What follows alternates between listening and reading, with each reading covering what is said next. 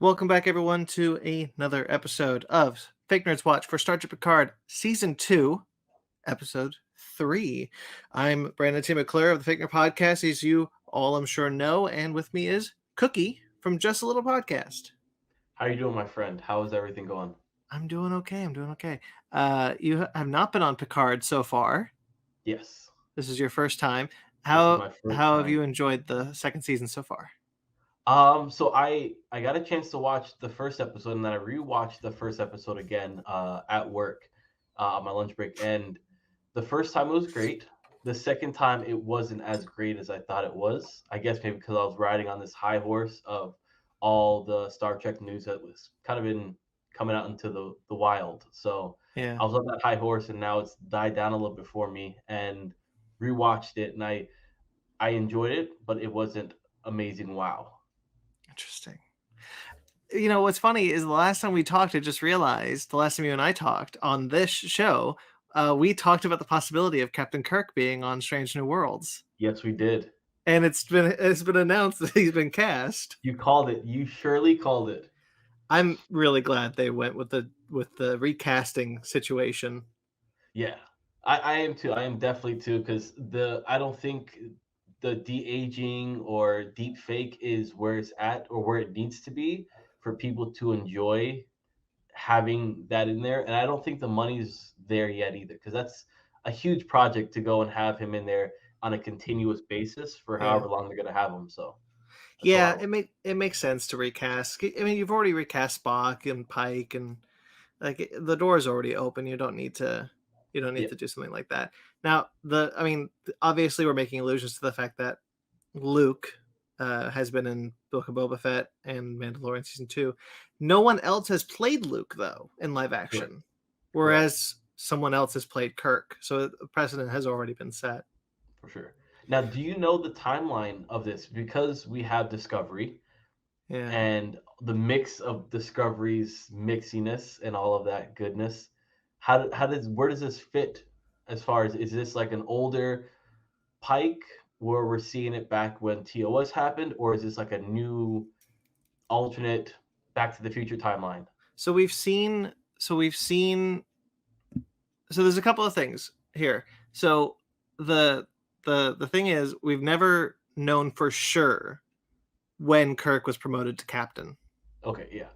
We've never known for sure. It's been speculated and kind of talked around the fact that it was probably when he got the Enterprise, but that's never been hard canon. It's always been soft canon. So there's room to play with that. Then there's also the fact that we see him in set photos with Lon Noonien Singh, who's a character on Strange New Worlds. Mm-hmm. And so it's definitely now, now it's definitely like Season 2. We're not seeing a flashback. We're not seeing a flash forward. It's whatever's happening in the plot of Strange New Worlds Season 2 is he's involved in it. Okay. It's just, I didn't think they'd go to this. I didn't think that we'd do this early. Sorry. No. I mean, look, I didn't think. I thought Strange New Worlds would be the safe bet. I didn't think they'd feel like they needed a Kirk. Correct. Yeah, I totally agree with you. I think we were both on the same topic when we spoke last, that we wanted it to focus on Captain Pike and his story and who he is, because we didn't get that, and now they have all this room to grow, and then they narrow it down again, and I don't understand why. I don't get it either. I'm definitely open to it. I'm definitely willing to give it a shot. I think the guy looks the part. I hope we get some Kirk mannerisms from him that we didn't get from Pine, which should be fun. But I don't want to lose focus of Pike. I want to. I don't want Kirk to become so popular that we just get TOS again, right? We've got decades of Captain Kirk. He's got 6 movies, 3 rebooted movies, and a whole TV show. We're good. We don't have anything with Pike, and I don't want to lose Pike. Correct. Not yet, anyway. I agree. Anyway, look for more of that discussion on the Fake Nerd Podcast this week. and on your social media because you tagged me in that post as well. So thank you for that tag. Yeah, you're welcome. Okay. Anyway, you did have a question for me though, because you weren't on last week for Picard. Yes. So you went to 10 forward, and I know we talked. I can't remember if we talked on air or off air about alcohol and all the different wines that Star Trek as a whole has put out on their website. We have Chateau Picard, we have the Federations, we have Klingon blood wine, we have all these different wines and alcoholic beverages. But you had the opportunity to go to an actual 10 forward, and I was trolling on your social media, and I couldn't help it. I was just like, my goodness, I know they're having such a blast just enjoying this. And I wanted to know your experience on it. Is this something like a pop-up shop? Is this going to be continuous? So it's a pop-up bar. Okay. It's temporary. I think it's only here for March. You couldn't buy the wine, but you could buy Chateau Picard by the glass. Okay. Which was fine. It wasn't anything grand. I'm not a big wine person, so to be fair, like it was a really dry wine. I'm just not. I really liked the Romulan Ale though, and I know people are probably sick to death of me talking about this, but the Romulan Ale was kind of this vodka cocktail that tasted a little fruity. It was very good. Awesome. I don't. That's not the same Romulan Ale that they sell on the website. That's a different. That's a wine. But the vodka cocktail is delicious. One of the things that I noticed though is that so when you walk in, you see the plaque. Sorry. In Star Trek Picard, there's a plaque that talks about like the historic district of Los Angeles.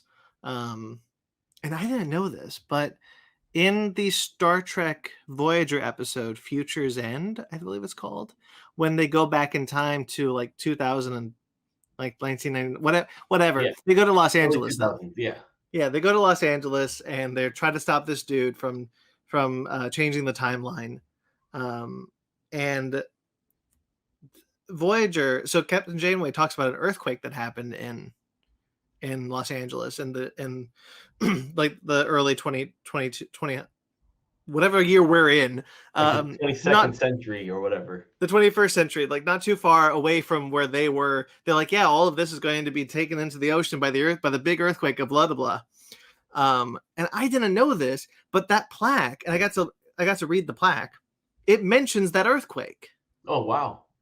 And I was like, oh, synergy, canon. Cool. I love it. That is cool. That's so sweet. Like the small little minute details are like what make us nerds just like, oh, this is awesome. This is home. It makes it feel like they care as much as we do. Yeah, absolutely. And that's kind of where I'm sitting with Picard and like general right now, is that it feels like the people behind Picard I didn't feel this way for the first season, but I feel like they care like we do. Like we in this episode, and we'll get to it, but like in this episode, we see sanctuary cities. Yeah. Yes. From Deep Space Nine.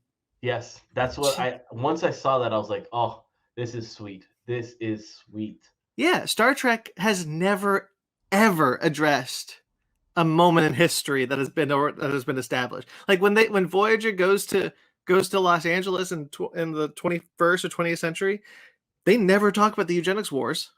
Nothing at all. Which is a huge event in the 1990s in Star Trek, but they never talk about that. And like we just accept it. That's just Star Trek. Mm-hmm. But in Picard, this was the first time where they've actually felt like we know the established history of Star Trek. We're going to adhere to it. Yeah, and we're gonna blend it in with what's going on now. I enjoy that, and I did a little bit of research because I listened to a podcast, and one of the guys on the podcast happens to be, I can't remember if he's an executive writer, if he's like one of the head showrunners of the series right now, Picard, but his name is Marc Bernardin, and he's I love Marc Bernardin. You do? Yeah. So once I saw his name pop up, I was like, oh, yes. And I know he's a Star Trek fan, so instantly I knew I was going to be in for a good ride. I was excited to see that his name popped up because I know he pays a lot of attention to details, not just as a pass-by fan, but as a hardcore fanatic. And that's what I love about it. And you're seeing those little glimpses, like you said, in the work that just it brings extra life into it, which Yeah. I'm enjoying. And that's what I got from the first run.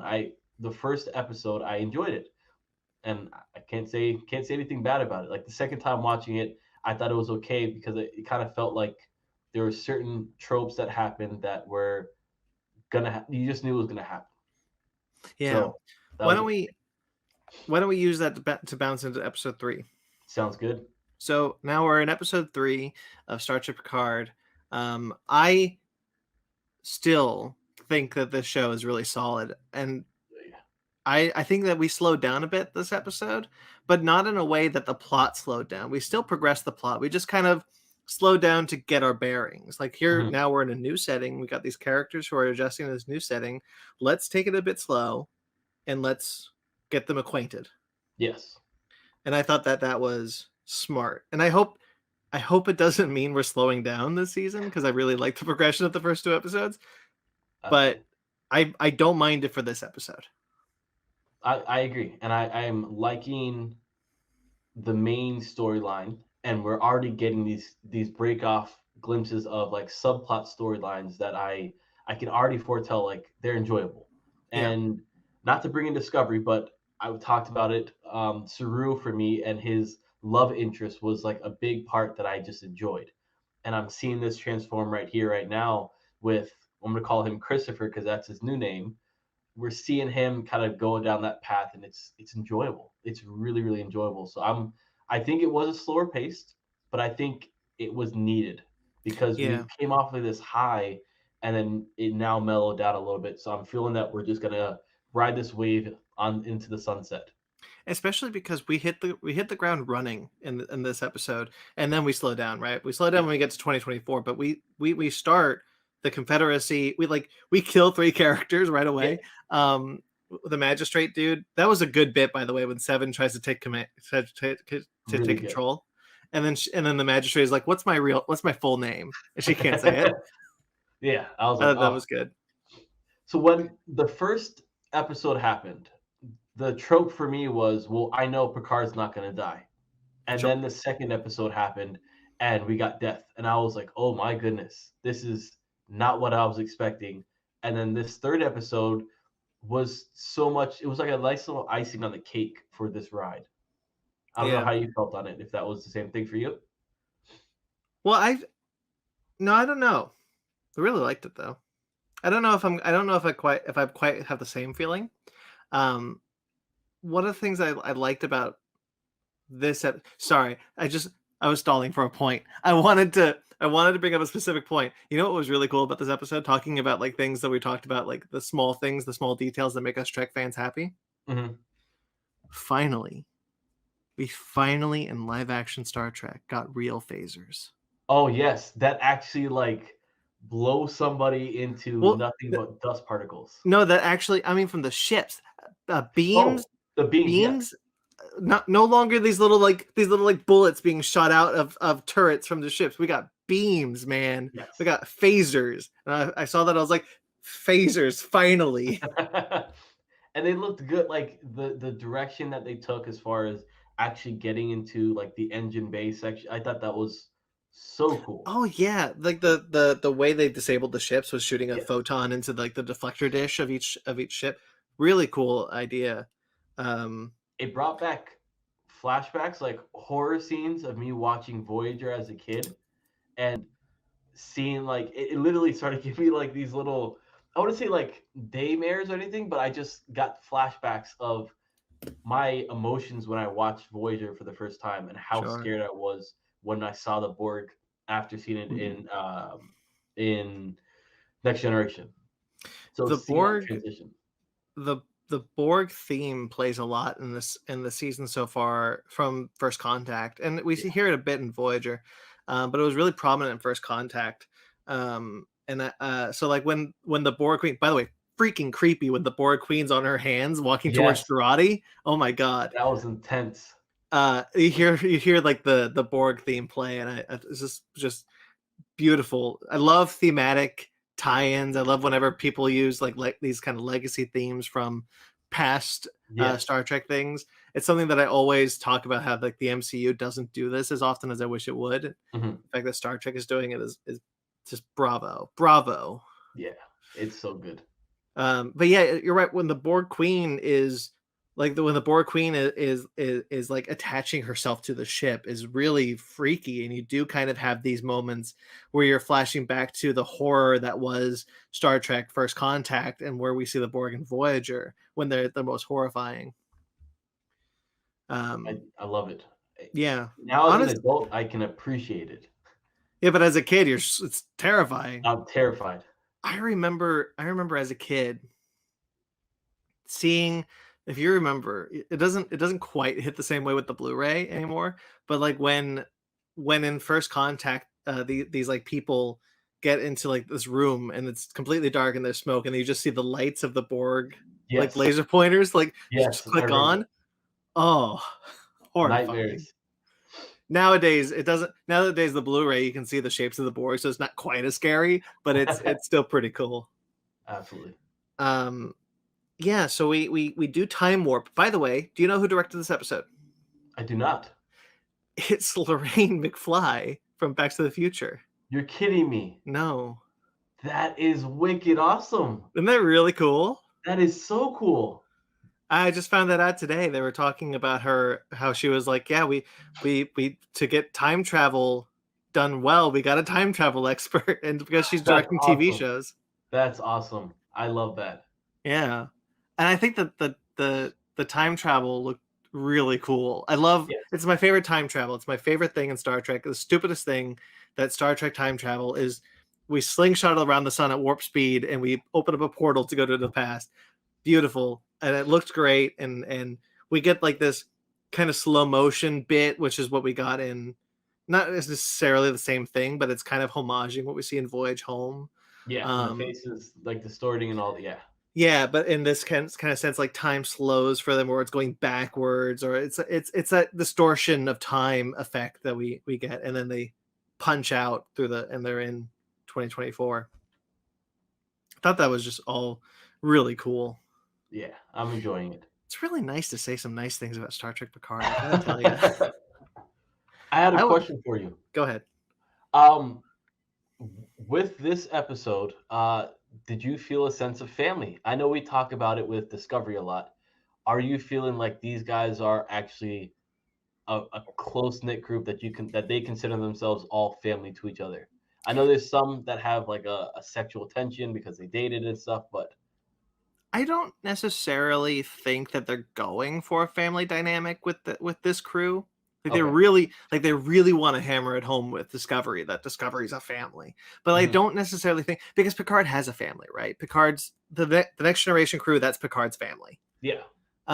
So like I don't think that we're looking at that we're meant to look at this cast as a family.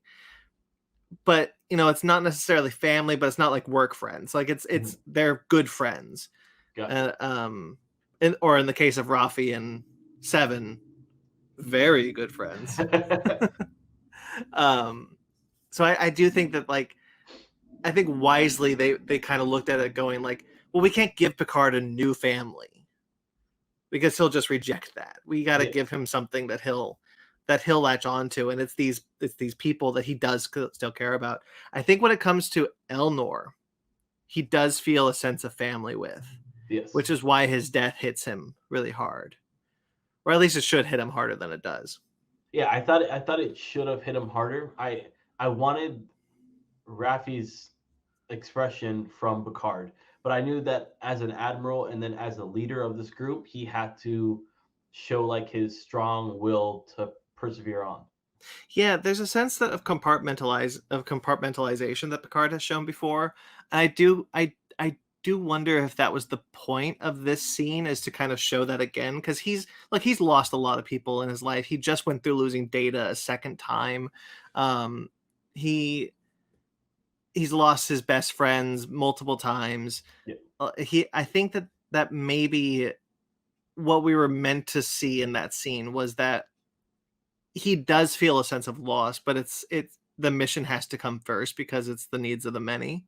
Yes. Whereas Rafi is emotionally distraught because she's lost kind of the son figure that she's adopted. I hope that's the sense, and if it is, then we could be seeing an emotional reaction of Picard down the line when things kind of get worse. I hope that's the case, because I don't want to feel like Picard was just this cold leader when he lost Eleanor. That's the only kind of thing that I looked at going like, oh, maybe we should have seen some emotion from Picard a little bit. What did you think of Eleanor's death, though? I thought it was really good. I thought it was excellently played out, and the fact like he used that medallion as a way to like take away his pain and kind of release his pain out and say, you know what, like I've done my duty, it's time to go, type of thing. And I actually enjoyed it. I did not expect it at all, and normally when we see those types of shots, it's like almost an instant death. It's never a lingering moment of pain that you see, and you felt it. Like I could see the pain in him, so it was good. I wonder when. It's interesting that like a shot to Eleanor was just a shoulder wound that killed him, but then everyone else gets vaporized. Yep. So those are very specific phasers for sure. And he's a Romulan, so isn't the Romulan heart like somewhere lower down? Oh, it's probably where the Vulcan heart's supposed to be. I don't know where. Because they're like quote unquote relatives of each other. Yeah, they're kind of the same species. Yeah, maybe. But anyway, I thought Eleanor. I liked Eleanor from the first season. I felt like he was underutilized, and I was really sad about that because I liked the character. And I was hoping for more from the character. But honestly, I felt like the death, which, by the way, storytelling 101, if it happens this early, it's being undone somehow. Oh yeah, of course. He's gonna come back somehow, because you don't kill this character.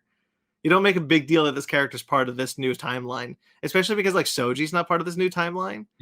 So like if he's part of this new timeline and then he dies this early, he's coming back. Yeah, 100%. But I thought that was really well done. I thought the we need the biobed back up and running. You know, we have to disconnect the queen.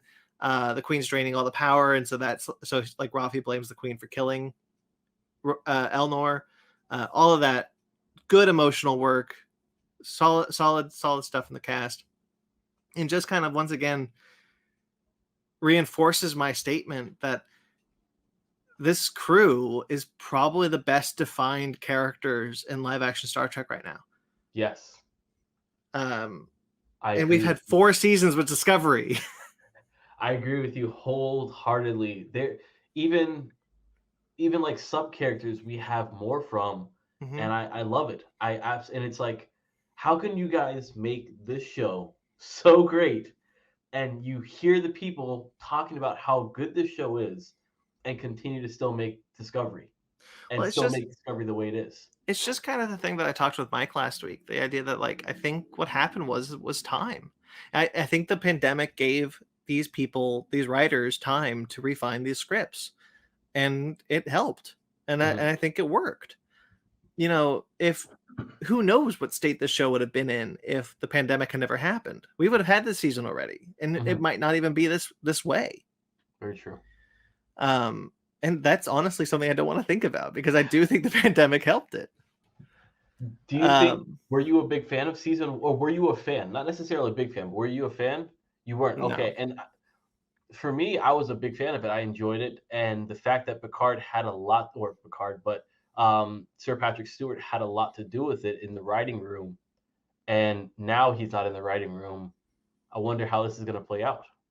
Well, I don't necessarily think. I think it was really admirable what Patrick Stewart wanted to do with the character.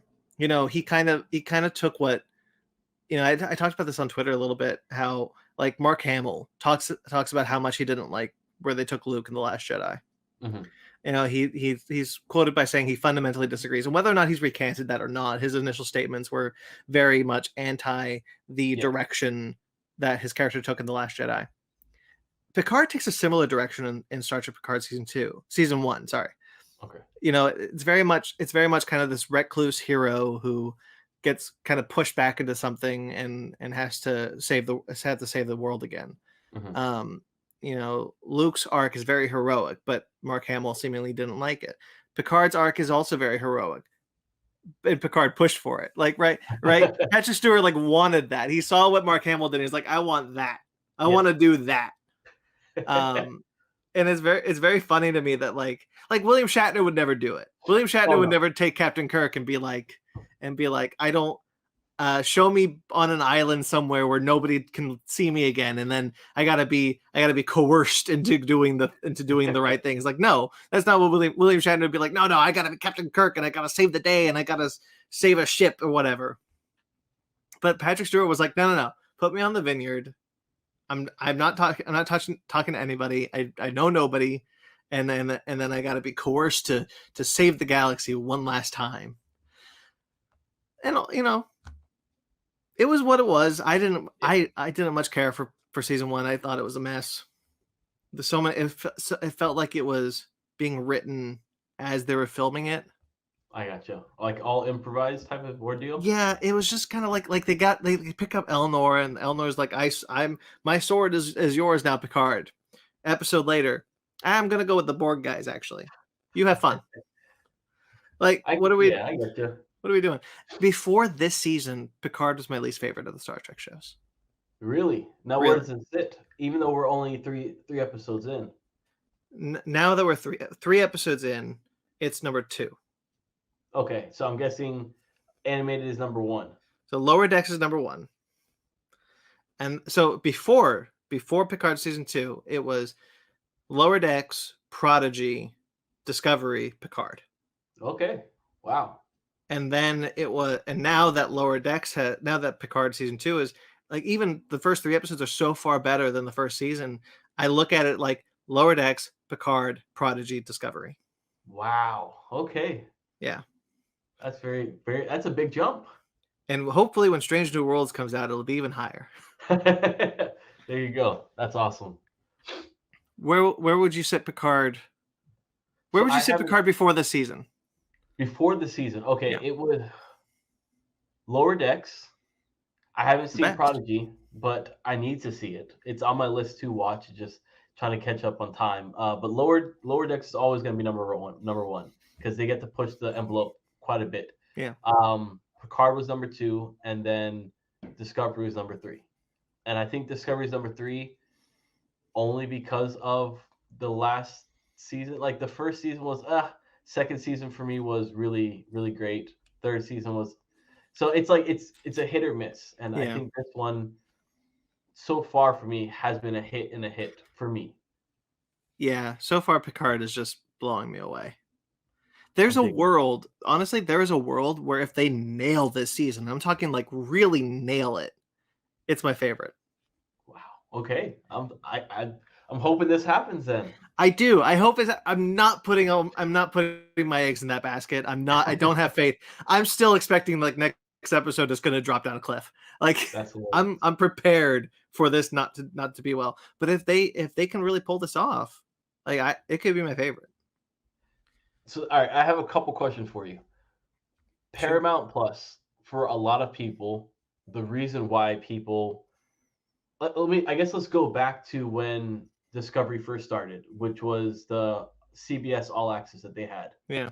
And then now it's on Paramount Plus. So CBS All Access, did you get that only for Star Trek? Yes. And then now that you're on Paramount Plus, take away Halo because it hasn't happened or anything that hasn't happened yet. Did you get into Paramount Plus only for Star Trek? Yes. If there was no Picard, there was no Lower Decks, and there's only been Discovery, would you have stuck through with it? Oh, geez, that's a damn good question. You know what? I might have done a free trial when the season was over. Just binge it. I might have done that. As far as I'm concerned, Paramount Plus is a Star Trek streaming service. Like I watch nothing else on Paramount Plus, and not for lack of interest. Like Halo's coming up, I'll probably check that out when it drops. But there's just really nothing on Paramount Plus that I immediately think of that I want to watch. Mm-hmm. And if there weren't so many Star Trek shows, I couldn't justify it. But since there's 5, it does kind of make the price a little bit nicer. Gotcha. Anyway. So we talked about Sanctuary Cities. I was happy to see those. Yes. Well, not happy, but it was nice that they acknowledged Put a it. smile on your face. Yeah. Time warp looks great. Oh, there's a subplot. I took notes this time. There's a subplot with Girardi trying to fix the Borg Queen and the ship, and so she goes into the Borg Queen's mind, and the Borg Queen is trying to assimilate her. Really cool. Yes, especially towards the end bit Yes. where she's like, "No, don't plug me out," and Picard's like, "Who is holding me?" Right. And Yeah, like, whose hand is this? And mine, yes, mine, mine, mine. I was like, that oh, was so great. I was like, "Wow!" It like I said, it brought literally goosebumps to me because I was like, "Oh my god, this is Picard's fear," because he yeah. was so afraid in Next Generation when that happened, and he did not want to go back down that road again. And it's like to watch somebody volunteer for this, and you have to sit there and wait until it gets to 100%, knowing that there's a possibility this person could be assimilated and go through exactly what you went through. Yeah, one of the things, but it also offers a different perspective of assimilation, because Picard says, like, she knows my mind, so if I Mhm. connect, she'll assimilate me in seconds, but if someone Yeah. else connects, it'll be hours. Mhm. And so, like, what I really like seeing was this kind of like wandering through, like, and we don't see it, which I was really The happy with the that we didn't see it. doors. But like we see Girardi talking through the assimilation process of like the different doors. Oh, she found my anger door. Or she found my sadness door. Mhm. Blah blah. Blah. That was such a really interesting look at assimilation. That's all done through dialogue and camera work, Yes. and it's some of the best I've seen. Just She period. really she nailed it, and her acting, the way that she made her one eye twitch, just one eye twitch Yeah, the entire time, I was like, "That is stellar acting." yeah. I didn't like. I liked Agnes in the first season, but so far she's blowing me away this Yes, season. Um, fantastic. and like at the end when she's kind of like, I stole the location of the Watcher, That was the um best part. and then the Borg Queen is like, you've done something very dangerous, you've You've impressed impressed me. me. Once that happened, dude, Oh, straight goosebumps. I was like, "Oh my goodness." If right. Oh, if if Mike is not hooked after that line, that man has no soul. I'm sorry. I'm he calling really it likes now. the season so far. He doesn't? He does. Okay, thank God. All right. Yeah. Whew.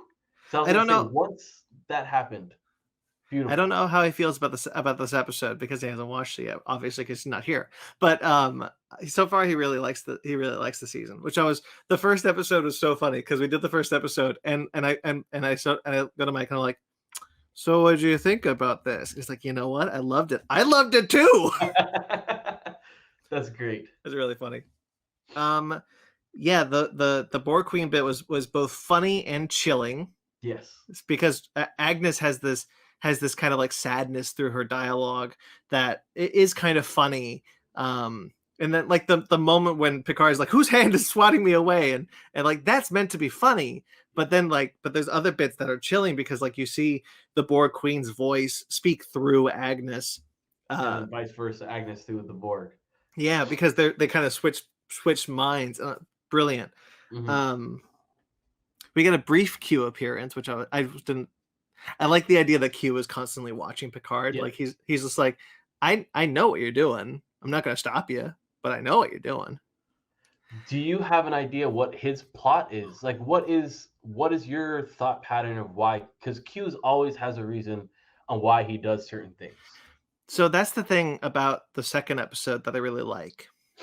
There's something wrong, either with Q or with the universe, Mhm. that he thinks Picard can only save him. But Q is so in this episode, Rafi has this moment where she's talking to Picard and she's angry at Picard, because she says, "You and Q, you play these games with Yes. people's lives," Mhm. and Picard's like, "No, Q does this," and like, "No, you both do, because you play this game with him," Mhm. and that's one of my favorite things about what we're seeing with Q, especially this new version of Q, where where something's wrong, something's unhinged him, something scared him, whatever's happening with him. It shows how dangerous Q's meddling can be. Yes. Right? With Next Generation, it was kind of whimsical. There wasn't really much danger. There was in Q Who with the Borg when he first introduces the Federation to the Borg. But after that, a lot of his episodes are just kind of fun or they're lighthearted because Q was a funny character. He's the trickster god, right? He comes in, he causes trouble, and then he leaves. This is terrifying. This is a moment where people are dying. People have died. Someone that Picard and Raffi loves died because Q decided it's time to play another game with Picard, and Picard basically said yes. He did try to say no. He's like, I'm not playing this game with you in episode 2, and he turned around because I can't remember the dude's name who comes in. He's like, Harvey. Yeah. He comes back in, and then once he turns back around, Q's gone. Yeah, and I think that there is the sense that like Picard thinks what he's doing, and I do wonder if this is the case. I'm kind of spitballing here, but I do wonder if this is the case that Picard is subconsciously. I think Picard and Q have always been friends, but Picard has like a love-hate relationship with him, and I think this is the moment where Picard has to realize that he's indulged Q. Yes. Over the years, this is the final bit. There cannot be anything after this because now he has indulged Q to the point that that more than ever lives are at stake. And not in the fun way of like, I'm going to help Picard save humanity because I like Picard. This is like people that Picard loves. People, the whole Federation is gone. Eleanor is dead. Like this is, and there's something underlying, something unhinged about Q that is scary. And that's the thing that Raffi talks about, like the idea that Raffi kind of has this realization that like, this isn't fun. This was never fun for anyone else but you. This was always scary. And this one we can tell the fear that's there, and there's a sense of fear and dread with Q not knowing that he's sick and wondering what's going on with him. Yeah, there's the thing that I do like that Q pays Picard a visit, and Picard kind of looks at him and realizes that he's not being seen by anyone else, and does try to talk to him again, probably to plead with him one more time to change the timeline back. But there is something that I like about the season that we're seeing with this version of Q, and it's kind of, you know, I'm going to go back to the same words. It's him being so unhinged. I just really am fascinated by the idea that something is wrong with Q. Something is wrong. Or he knows something is wrong. He's angry about something. He's sick. He's scared. He's whatever. There is something wrong that has mentally damaged this trickster god. We've seen it before, though, haven't we? When Q was going to be exiled out of his race, and he was actually fearful for his existence. But that wasn't mentally unstable fearful. Okay. Right? That was, oh, Picard, help me. You know, because we're friends. I'm gonna, like, that was still the trickster god trying to play the role of the trickster god. And he does learn. That's a really good episode, by the way. The one you're talking about. He learns a cool lesson, and he almost kills himself. Good stuff. But this is something else. This is something that Picard has never dealt with. This is something that nobody else has dealt with. And I wonder what the lesson here is going to be for Picard. Will it be that he needs to learn not to indulge a trickster maniac? Will it be that he's going to help Q because Q is in a way pleading for his help? That could be a possibility. Or will it just be that Raffi also has to realize that, you know, there isn't anything that Picard can do about this because Q just does these things to him. So I don't know. I kind of spun my wheels a lot there. I hope some of that made sense. It did. And I think you're on the similar path of what I'm thinking. I do think that this story is a little bit different because Q goes and says like, "Hey, I'm not going to leave you by yourself." Right, but he And also says this is a penance. yes, and I think that once he said that this is a penance, it made me realize there's all these different sub stories that we're getting, like with Seven, and she's saying, "Oh, people actually like me," and it's That's a good bit. a story for her. And we're getting Rafi's sense of there's certain things in life that you cannot control. One of those happens to be death. You're gonna have to face death, and it's just part of life. And I think that was her reason of getting out of Starfleet in the beginning, was this sense of not being able to control everything around her. And Yeah, I I really like Rafi and Seven's bit. We're especially with Rafi, it says to Girardi, he's like, if we fix the timeline, can we get will him back? can we Yes. get him back? Will he come back to life? I don't necessarily think that's how this time travel Yeah, works. I don't think so And, either. neither does anybody else. Like Spock doesn't die in Voyage Home and then they go back in time and everything's fine, right? We've never seen this time travel used to alter anything in the past. We've only ever Mhm. seen it for quick stops to save a couple of whales or find a save a Air Force pilot. What was that dude's name from the original series? Whatever. I need Um, to talk about the yeah. but yeah, so like we've never seen this time travel used. So it is entirely possible that like that the same kind of time travel rules of if we fix the past, will he be alive in the future again? Because Mhm. that event won't have happened. But then it's like Girardi's like, well, it depends if we, you know what? I'm gonna take Janeway's advice and just not think about it. Now I'm trying to actually look up that character. Oh, it's Yeah, there was killing the me. Air Force pilot in the original series, and he got picked up by the Enterprise because the Enterprise was slingshotted back in time on accident. That was the first time we saw this version of time travel. By the way, the remaster for that, I will die on the hill that the remaster for that episode is great. I'm not taking any no for an answer there. I won't disagree with you. I will not disagree. Because the old one has like the ship just kind of like rocking back and Yeah, forth, and there's no sun, but like the remastered, like we see them go around the sun. It's good I'm stuff. actually seeing stuff. Yeah, for sure. Okay. Yes, you just brought up Seven. Uh, likes the fact that there's no Borg implants on her Yeah, anymore, and people like her. She's a likable person in 2024. absolutely. Um, and she uh she can't figure out what a picture is. Like we're gonna take a celluloid still image, just a picture. It's still a picture. I like that bit. Rios has a great scene with this very cute doctor that he's definitely going to fall in love with. She is very attractive. Yes. And we have this moment.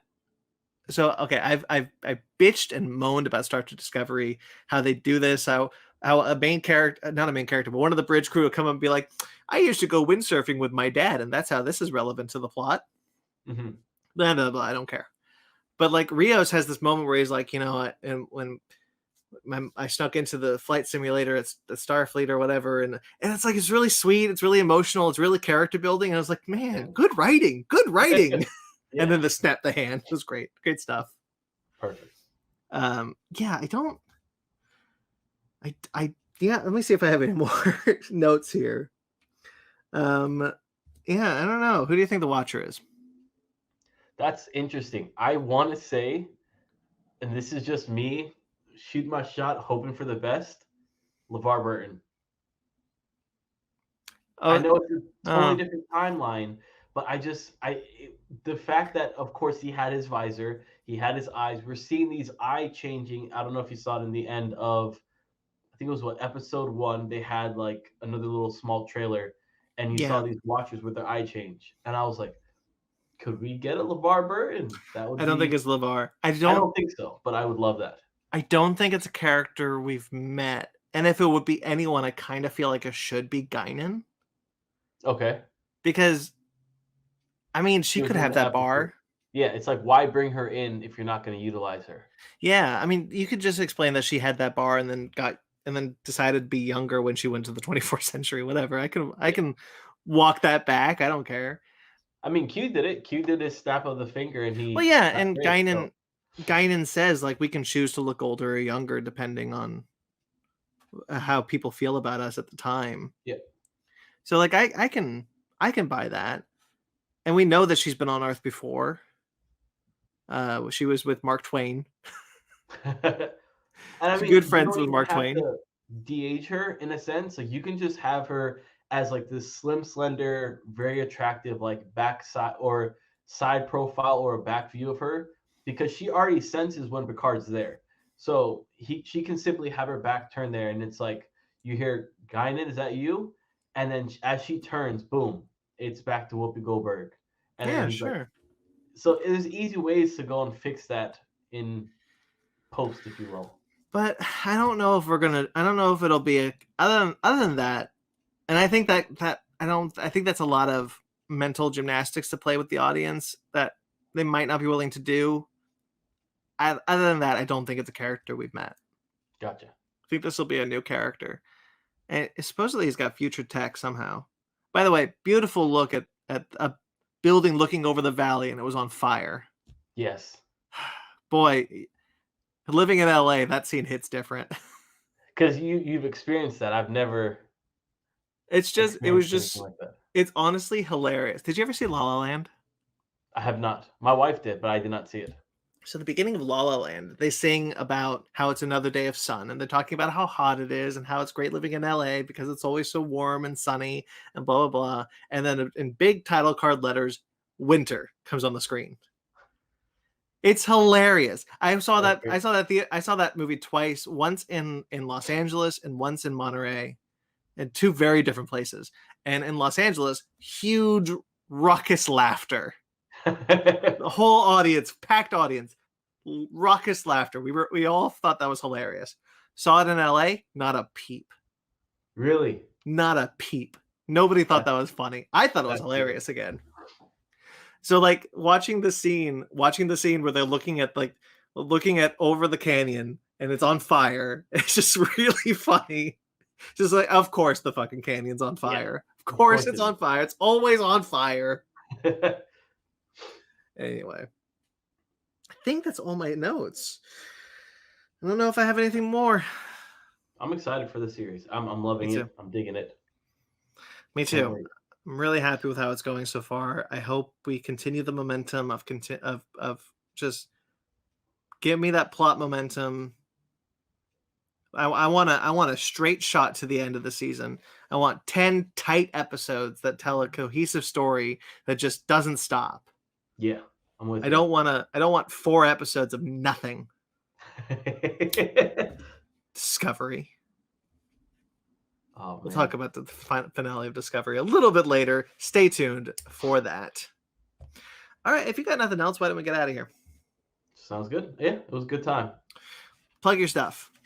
All right. So you can find me on social media at Just Little Podcast on Instagram. Find me on Twitter at Just Podcasting. I have a Patreon, so you can check me out over there.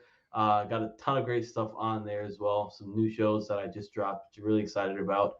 And then my normal show, I do every single Tuesday. You can find it wherever you listen to podcasts. So Spotify, Google Play, iHeartRadio, Apple Podcasts, the whole 9 yards. And you can find me here talking about Star Trek. Eventually, I will hop back onto Downright Bored and Annoyed with Movies. Hopefully, in the near future, I'll be back on for that. So stay tuned. Very cool. Yeah, like I said, so stay tuned for our Star Trek Discovery finale discussion. That'll be up a little later than this, most likely. We gotta wait for you to watch it. I'm sorry. No worries. So that'll do it. Stay tuned for that, and of course, you can check out more of our Star Trek discussions on our Fake Nerds Watch series, which you can find on this channel. If you like this video and subscribe to this channel, we've done season 1 of Picard. We've done Lower Decks. We've done all of Star Trek Discovery season 4. And I'm not sure I'm going to come back for season 5. At least to do this. I'll probably still watch it, but I'm not sure if I'm going to accept us to doing this again. For Mike's probably like, no, I'm done. Yeah, I would not blame him. Anyway, but you can check out all that. I mean, you can check out some other Fick Nerds Watch series if you're interested. We're probably going to do Moon Knight coming up. That's in 2 weeks. Holy shit. Yeah. We might do Obi-Wan Kenobi. We're probably not doing Halo, I'll be honest. Halo does not look great. I'm loving it. Really? I am so excited for this show. Oh, it's not doing anything for me. I know there's not the original voices because it's Not even multiple that. actors. Not even that. It's just doesn't look interesting. I love Halo. I've played every Halo game except for Infinite. I'm a huge Halo nut, and I was so excited to finally get the show. But both trailers have just left me so cold. Really? Yeah. I've liked them. I'm like, something about it for me just makes me happy. Hey man, that's good. I'm glad. I'm really glad about that. I wish I was there with you. I wish I could. And you know what? Maybe I'll come back next week and be like, man, Halo rules. There you go. There you go. But so far, I'm just not. Just don't know if I'm there. Anyway, so stay tuned for all that cool stuff. And you can check out all of our other shows, such as Basement Arcade. We're going through Mortal Kombat X, Basement Arcade Pause Menu, which is a video game discussion show that we do. You can check out Basement Fake Nerd Book Club and Animation Station, also on this channel.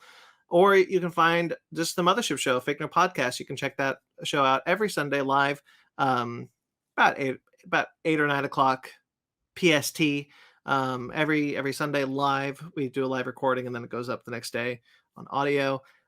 This week, I'm not too sure what we're talking about, but last week we just talked about Turning Red and The Adam Project, both of which were very good movies, and we were really happy to review them. You can find those now. Yeah, that's it. You can find all the social medias at fakenerdpodcast.com. All the links to everything's there. Patreon, TeePublic, social medias, like I said. Support us if you guys like us. I'm at BT McClure on Instagram and Twitter. I also write for Screen Rant, where I put up a bunch of lists about Star Trek Picard and Star Trek Strange New Worlds.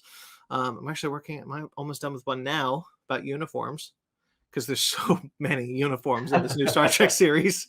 And I write for Atomic Geekdom, where I'm going through what I believe to be the 50 greatest moments of the Marvel Cinematic Universe of the Infinity Saga. That's been a lot of fun.